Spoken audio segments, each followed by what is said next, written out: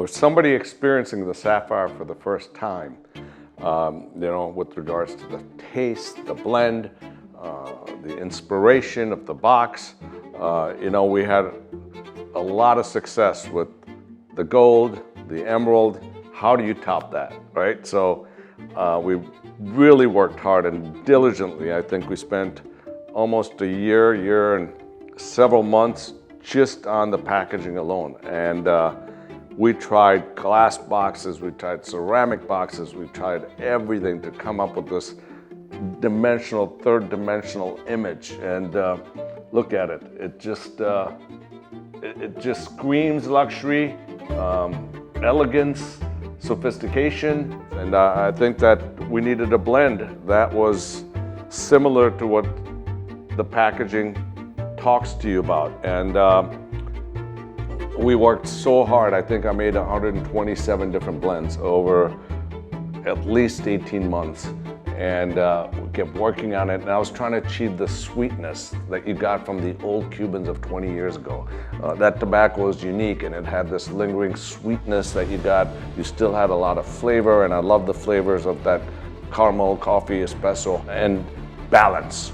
And so, we worked on it, and then we came down to 3 cigars, and we kept playing with it, and finally, between myself and Nish and Adam in our office, who basically the 3 of us decided on the blends, we smoked this one cigar and we said, wow, this cigar's got a lot of flavor, it's got a lot of character, it's balanced, it finishes with that sweetness, it's got that lingering sweetness along with layers and layers of that coffee bean and caramel and chocolate, and it just delivers without being over the top, without being too strong. It's not spicy. It's just, I would say it's truly a medium-bodied, well-balanced cigar with rich depth and balance.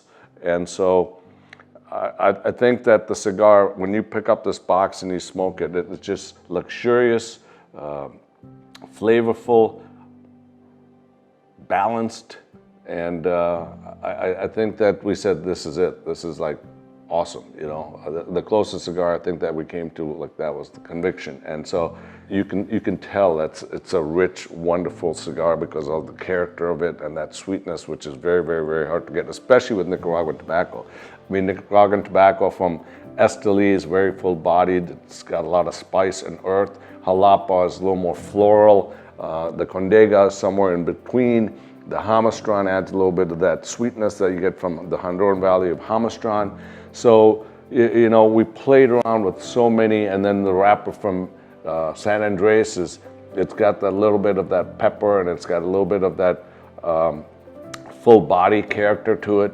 And so again, we went to our tobaccos that we started growing in 2014, 15, 16, and started using some of those older tobaccos, some of the older tobaccos we had from the Jamastran Valley that we used in it, some of the oldest wrapper we could find that we had from San Andres. So the cigar is just, I think out of the gold and the emeralds, this one has a lot more balance, richness, sweetness. That's what we were trying to accomplish with this project, and I think the blend matches the significance and the luxury of the boxes. So it keeps getting harder and harder to try and top what you're doing. It's like, imagine if you have a Ferrari and then keep coming with new models and try to top it, or if you have a Mercedes Maybach and how do you make it better, a Rolls Royce, how do you make that better?